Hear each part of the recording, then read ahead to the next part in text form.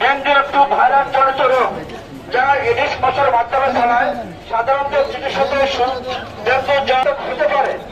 বর্ষার সময় সাধারণত এ রোগের প্রকাশ বাড়ে। এডিস মশার বংশবৃদ্ধি রোগের মাধ্যমে ডেঙ্গু রোগ প্রতিরোধ করা যায়। ডেঙ্গু প্রতিরোধের করণীয়: আপনার ঘর এবং আশেপাশের যে কোনো জায়গায় পানি জমতে দেবেন না। ফলে এডিস মশা টায়ার, প্লাস্টিকের ড্রাম, মাটির পাত্র, বালতি, টিনের কৌটা, ডাবসাপ, নারকেলের বাদাম, কন্টেনার, বটগাছ, ওয়াটার স্টেল ইত্যাদি এডিস মশা ডিম পারে। কাজে এগুলো বর্জন করুন। ব্যবহৃত পানির পাত্র ধ্বংস করুন। পাত্র উল্টা করে রাখুন। অথবা রাতে ঘুমানোর